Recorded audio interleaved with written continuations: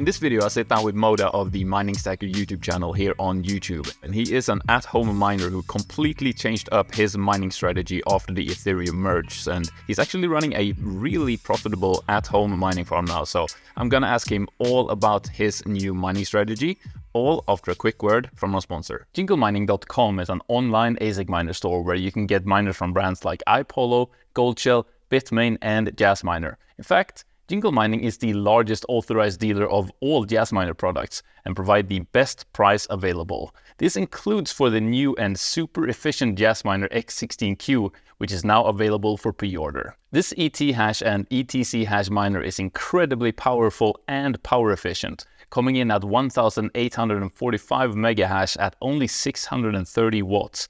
It is also really silent, and the low power consumption makes it suitable even for at-home miners with high power prices. It also has an impressive 8 gigabytes of memory and is the first 𝗧-𝗦𝗏 that can dual mine Zilliqa. So get yours today at JingleMining.com and use the coupon code 𝗬b to get a 1% discount on your entire order. Alright guys, so I'm here with Mota of the Mining Stacker YouTube channel. First of all, please go check out his channel. He's kind of just like me in that he loves being sort of calculated and research stuff before he gets into it, and also in that he wants to share all of that knowledge and research with you guys on his channel. So please go check his channel out. Link will obviously be down in the video description.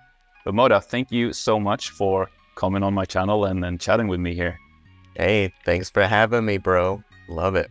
Of course. So what I want to pick your brain about today is basically what your mining strategy, if you will, has been since after the Ethereum merge, basically, because I am a big fan of watching your channel and you do a lot of analysis and research and stuff like that. But every once in a while, we do get a little glimpse into like your personal strategy, and those are definitely like my favorite bits of your channel. So I figured I should just open up the floor to you. So it's September, what was it, 15th or something, when the ETH merge hit. Where's your mind at, and what have you done since then to sort of keep your farm profitable and, you know, mining in the way you want it to? So essentially, ever since the merge, I was pretty much in the mindset that I definitely wanted to try to jump into ASICs, right? It was hard timing it though, but I had been planning it for a long time, right? I had pretty much already had the mindset that pretty much ever since before then, because at the end of 2021, that's when it really looked like the merge was possibly going to happen. So that's when I was already running my calculations, right? So then it got delayed. Interrupt you for a little quick second here, because I also want to set the scene that you're an at-home miner, just like me and probably the majority of my viewers are. So this isn't some guy with a massive warehouse where he can just stock up on hundreds of ASICs or anything like that. He is just kind of in the same situation that a lot of we are, but he managed to kind of turn it into something epic, in my opinion. So again, sorry to cut you off. Please. No, you're good, man. So yeah, pretty much like what 𝗬b was saying, again, I didn't really have too many rigs. I think at the peak, I was at maybe like 30 GPUs. So again, nothing really crazy. But pretty much once the merge happened, I went into that plan, right? Because I pretty much knew that profitability was going to be gone. Everything was out the window. And luckily, something was announced right at the time of the merge. And it was a project I was already following, and it was that K3 announcement. So that, to me, like, super opened my eyes, and I went for it, right? I was already familiar with the research because I already did purchase a KD Lite back in May, so I had already kind of delved into that. I did get burned on it. Yeah. So I did get burned on it, and I learned a lot from that, right? And that's where a lot of the research came in. That was even the purpose I really made the channel, was to give people the warning of what was going to happen with the hash rate. Because all of us who are already mining Kadena, we already saw it. We already felt it. When the KD6 came out, the KD Max came out, the Ivy Lake Max came out, we learned that lesson real hard, right? So made that investment to that K3, pre-ordered it as soon as it was announced. So that's why I was able to get a good price on it, and started selling some GPUs, right? So a lot of the GPUs I had were already paid off. They had already, done their time. So essentially the strategy was to change GPUs for some ASICs, right? And then my strategy was also different because I didn't just sell a lot of the GPUs right out. I built gaming PCs, put them in there, and that's how I sold them, and that was pretty much it. So for example, doing that route, I think after like 6 3080 PCs, pretty much paid the K3. Oh, So wow. yeah, so it turned out to be a really good swap, and just dove in, right? So kind of the initial plan was only to really do one, right? Just to kind of diversify a little bit. But because One of the ASIC, opportunity, what was that? One ASIC, you mean? Yeah, one ASIC, Yeah. and then it turned into getting more, right? Just because I saw the opportunity, the potential to go from there. So then once the K7 was announced, I saw a similar opportunity because it was a similar game to the other competition, right? So timeline-wise, everything lined up, and it just went for it as well, right? So I ended up at that point deciding to getting rid of all of my less efficient GPUs, which was like the 3080s, my 3090s. I ended up letting all of those go. Pretty much just staying with my 3060 Ti's and 3070s, right? Just because we knew if profitability did come back, that was going to be the key. And I wish I would have listened to you more. I jumped on 3070s because when I bought those 3080s, 3090s was more towards the end. If I would have stuck to more efficient cards, it would have been probably in a better place.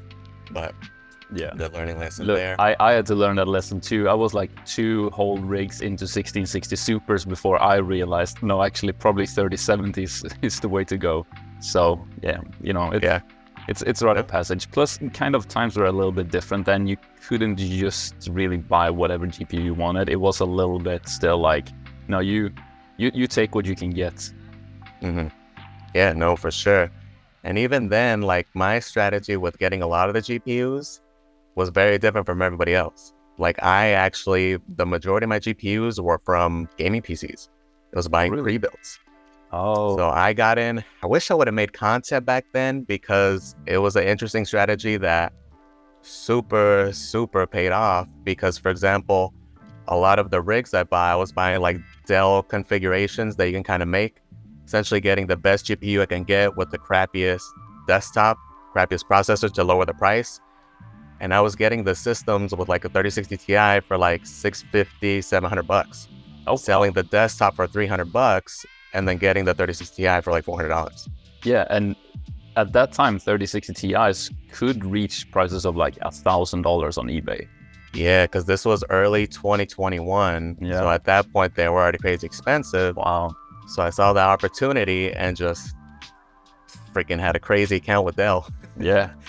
But, I'm guessing they might not have had any sort of limits in place of like one per customer or anything like that either.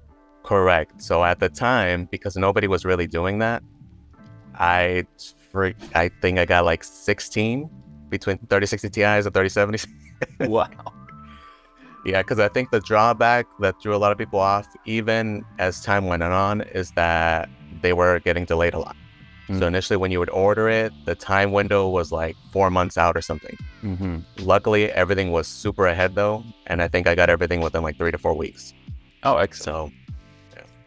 All right, so you got the K3, you got the K7, and then what happened?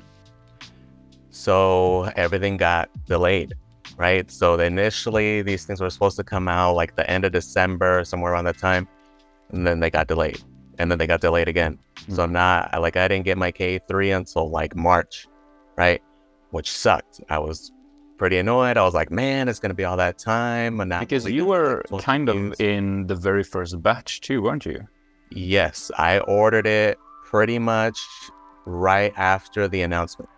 So the announcement came a few days later. They announced the official price. And that's when I got in. I bought it through a reseller at like 15% above the MSRP, right? So that's also why I got in such a good price, because I got in early. Because then what ended up happening is that once it actually did release on Bitmain's website, that was the first one where they're doing that 5-second sellout thing. So then once it sold out, then the price went up on all the resellers. So that's when it went up to 7K, then 8K, then 10K, and then 13K, right? So that's the advantage when if you do see something in that ASIC or that machine or that whatever you're looking into, sometimes it's best to get in early because chances are you're going to get the best price at that point. Yeah, or you can do the exact opposite, which is what I've done, which is get it right at the end of its lifespan with the L7. Well, I mean, that pays off like better. 3 times on it. Yeah, but sometimes that pays off better also because like a good like contradiction to my thought process there is this recently the D9, right? Initially that thing was at 8,500. That thing's currently at like 4,000 right now. Oh yeah, that's right. Yeah, so that's a good example why you also have to see like the potential, the hype behind it, because that's going to drive the price. Yeah. Right? So did you get any? So have you got any other mining hardware since then as well? Yes. So I did also add on an HS3 just because I was able to get it at a good price. And then now most recently I did jump into some FPGAs.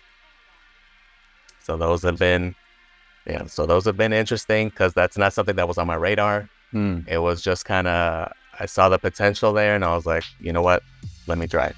Is that you wanting to get into, for example, 𝗓𝗪 mining, or just kind of in general wanting something where, you know, you have a little bit of flexibility still? The ASICs being so locked into one algo, but with FPGAs should get different bit streams. So is that more the play, or?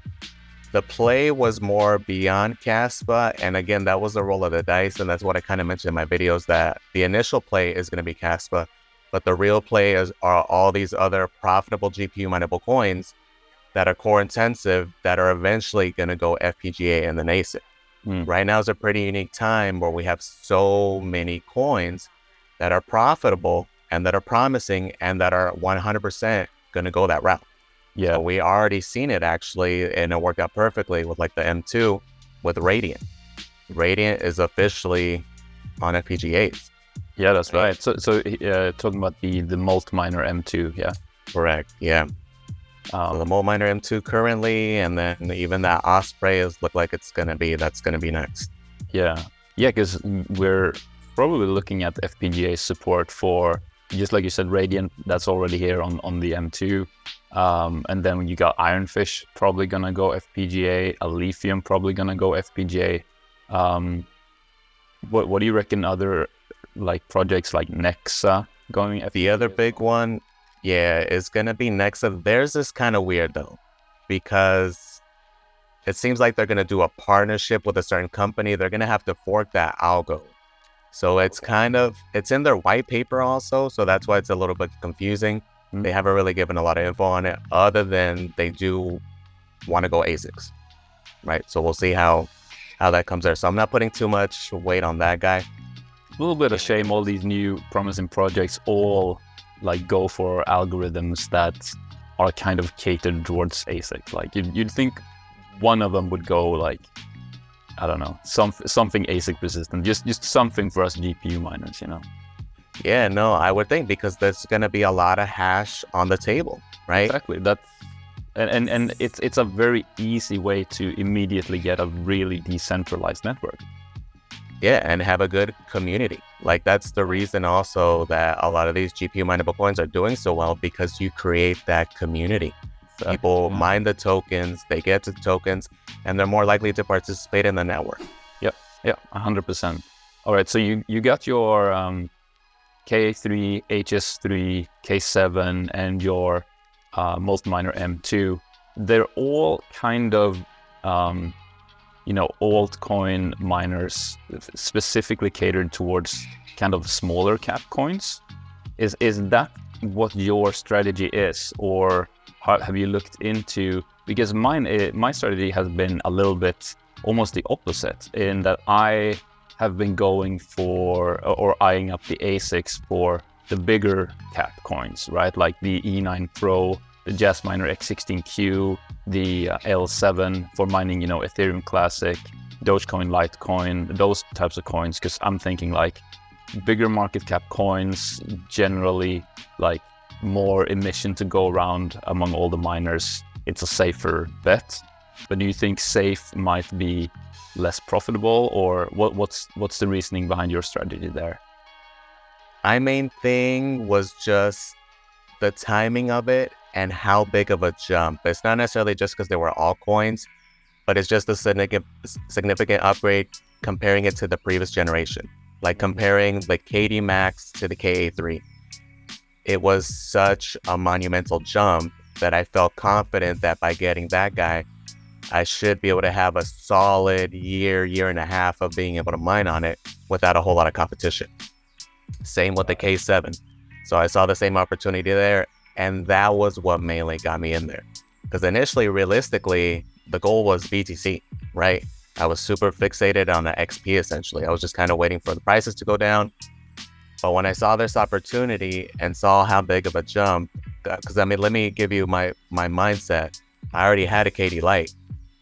The KA3, when it was announced, was the hash of 10 KD Lites at only the power of 2. Yeah. It's like mind-blowing how big of a jump. I mean, now we're seeing it with the KS3, but at that time, that was the monumental jump. And then for that price, the opportunity was just too good, right? And then almost the exact same thing with the K7, right? So that's what got me hyped in there. And then also just having the flexibility. You got to remember also that just because it's that algo, you're able to you can sell your coins, buy something else, right? Once you reach that accumulation goal, be like, okay, I got what I wanted here. Now, whatever I get this month's profit, I'm going to sell it and convert to that. Yes. A little bit depending on your personal situation, because for me, that would be a taxable event.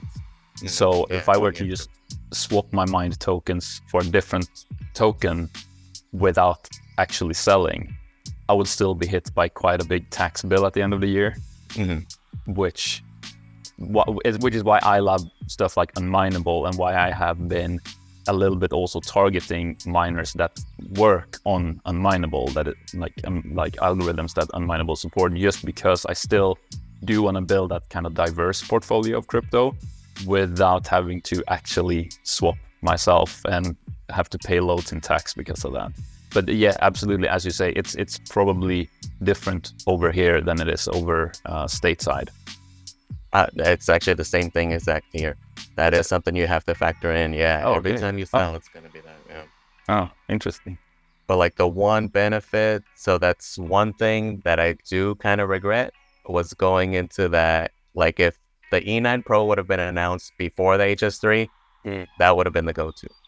To me, that one's going to be consistent. And exactly what you mentioned, the fact that you can go on unMineable, go into other things, excellent opportunity there. Yeah, I'm still torn, between the E9 Pro and the X16Q, just because of the X16Q doing Zilliqa, which is the first time I guess a jazz miner does that. And to me, that's a little bit of a game changer, because I don't know, I like Zilliqa and it brings that extra bit of profit basically for free. So it makes it significantly more profitable per kilowatt hour you spend on it. But with the E9 Pro, you get the hash, that's it. It's double the hash rate. So yeah, it's a hard choice, man, because you're getting more hash with the E9, but the jazz miner, because of how efficient it is, even if we do get another, price correction here, you're still going to be profitable on that guy just because of how crazy efficient it is. Yeah. And it's something like 650 watts. Yeah. It's insane. Yeah, no, 100%. All right, so I have one last question for you today, which is, what are you seeing for the next potential bull market? And we're going to get into all of that in just a second. But first, here's a quick word from our sponsor. unMineable is a service that lets you mine like normal on your GPU or ASIC rigs, but be paid out in over 70 different cryptos, most of which are, unMineable. This is a great service for those of you who might want to build a diverse crypto portfolio without having to go through the hassle of giving away your personal information, paying exchange fees, and triggering taxable events when buying coins. Thanks to unMineable, you also don't have to make the choice between mining the most profitable coin and mining the coin that you actually want to hold long term. For example, my jazz miner is the only rig in my farm that's been consistently profitable since the ETH merge. However, it mines Ethereum Classic, which isn't really a coin that I'm too keen on holding personally.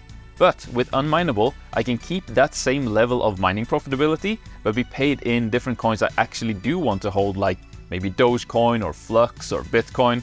Also, make sure you add hashtag 𝗧 to the end of your worker name to get a 25% discount on their fee. You do this in your miner batch file on Windows or in setup miner config in your 𝗦𝗡𝗏 flight sheet. So check out unMineable through the link in the video description and get started today. What are you seeing for the next potential bull market? So you still thinking 2025? Do you think it will be as epic as last time we had a bull market? What's your sort of, not financial advice, of course, but what are your sort of personal predictions just for your own sake? So I am super bullish on it. I think because of everything that was going on, it's going like timeline-wise between everything, especially stuff going on here locally in the US, timeline-wise, it is looking real good. I'm not going to get too much into the politics of it, but also have different goals set in mind. I'm diversified. And at this point too, guys, just consider we're less than a year away from the halving. So at this point, like for me, my personal goal was I already have the coins I want, the amount I want to accumulate by then, and I'm going in, right? So I have a certain setup, certain allocation, and I'm going in. Like my strategy right now, and the reason I'm pretty much capped out on hardware is that my goal is to pay all electric out of pocket. So everything I mine, everything I'm getting in, I'm hodling. And that's going to be my strategy, just hodl, and we'll see how it goes. Awesome. Well, Mota, thank you so much for coming on my channel and chatting with me today. Everyone, again, as I said in the beginning, please go check his channel out, subscribe, watch all of his videos all the way through twice. And yeah, thanks for watching. We'll see you in the next one.